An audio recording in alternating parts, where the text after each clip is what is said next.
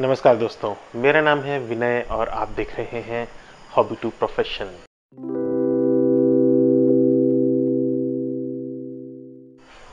आज की वीडियो में एक बहुत ही इंटरेस्टिंग टॉपिक के बारे में हम लोग बात करने वाले हैं। हम लोग बात करने वाले हैं ऑफिस पॉलिटिक्स के बारे में।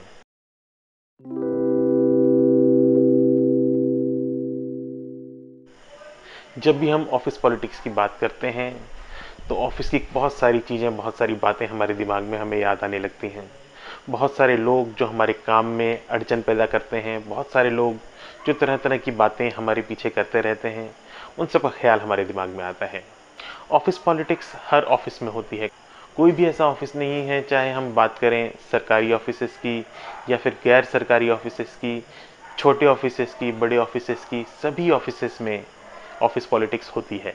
शायद हम में से बहुत सारे लोग इस बात को नहीं मानेंगे कि अगर कहीं ना कहीं हम ऑफिस पॉलिटिक्स के शिकार हुए हैं तो हम ऑफिस पॉलिटिक्स का हिस्सा भी हुए होते हैं। हम सभी लोग जो ऑफिसेस में काम करते हैं, ऑफिस पॉलिटिक्स में एक्टिवली पार्टिसिपेट करते हैं। हम सभी लोग लाइफ में आगे बढ़ना चाहते हैं, लेकिन ये भी एक सच्चाई है कि आगे हर कोई नहीं पहुंच पाता। कुछ लोग आगे बढ़ जाते हैं, कुछ लोग पीछे रह जाते हैं। सभी में अपनी अपनी योग्यता होती है, सभी की अपनी अपनी खासियत होती है। आगे बढ़ने के लिए रणनीति बनाना, उस रणनीति को सही तरह से इम्प्लीमेंट करना और वास्तव में सक्सेसफुल होना, ये एक बड़ी बात होती है। आपने बहुत सारे लोगों को अपने ऑफिसेज में बोलते हुए सुना होगा, ये पॉलिटिक्स मुझे पसंद नहीं है, मुझे ये पॉलिटिक्स समझ में नहीं आती है। और कई बार यही लोग ऑफिस पॉलिटिक्स के सबसे मंझे हुए खिलाड़ी होते हैं। ऑफिस पॉलिटिक्स कोई बुरी चीज़ नहीं है। जो बुरी चीज़ है जिसको हम ऑफिस पॉलिटिक्स के साथ में मिसअंडरस्टूड करते हैं, वो है कॉन्स्पिरेसी करना। आगे बढ़ने के लिए रणनीति बनाना, अपने आप को और इम्प्रूव करना, ज़्यादा मेहनत करना, ये सब अच्छी बातें हैं। लेकिन जब हम आगे बढ़ने के लिए अपने आप को इम्प्रूव ना करके दूसरे को पीछे खींचने की कोशिश करते हैं, वहाँ पर हमें ऑफिस पॉलिटिक्स का बिगड़ा हुआ रूप दिखाई देता है। सरल शब्दों में कहिए तो किसी के काम में अड़चन डालना, ये ऑफिस पॉलिटिक्स का बिगड़ा हुआ रूप है। और कई बार बहुत अच्छा काम करने वाले लोग, बहुत मेहनत करने वाले लोग अपने गोल को अचीव नहीं कर पाते, क्योंकि वो कॉन्स्पिरेसी का शिकार हो जाते हैं।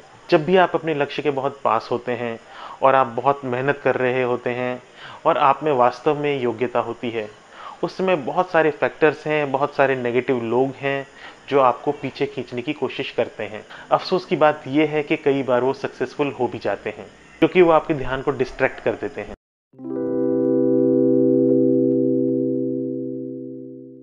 तो ऐसे समय में क्या किया जाए जब आपको लगे कि आपके साथ में ऑफिस पॉलिटिक्स या फिर कहिए कि कोई कॉन्स्पिरेसी हो रही है, तो किस तरह से उसके साथ में डील किया जाए, किस तरह से उससे बचा जाए और किस तरह से अपने लक्ष्य को अचीव किया जाए। आइए हम कुछ पॉइंट्स को समझते हैं। पॉइंट 1,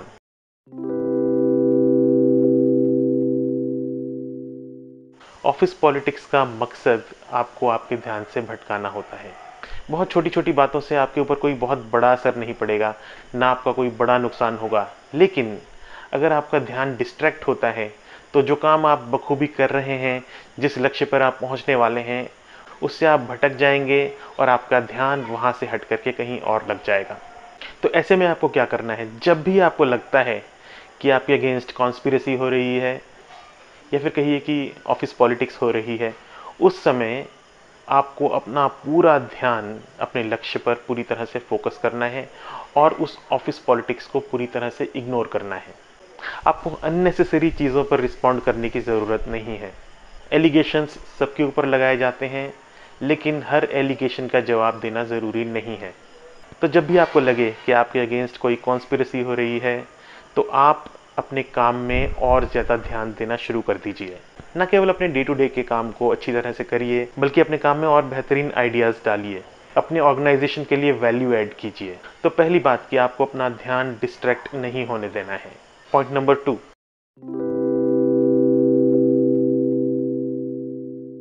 आपको नए आइडियाज़ के बारे में सोचना है।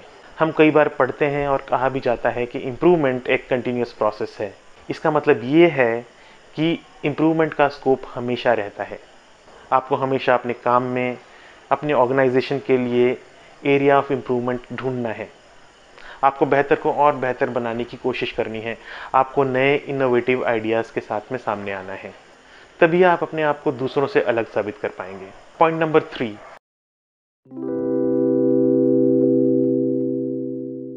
आपको अपना कूल मेंटेन करना है।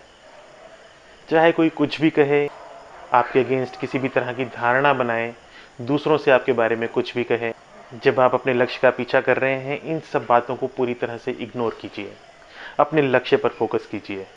इन सब चीज़ों को आप बाद में भी डील कर सकते हैं। जब आप कूल रहते हैं तो आप अपना 100% दे पाते हैं। Point number 4,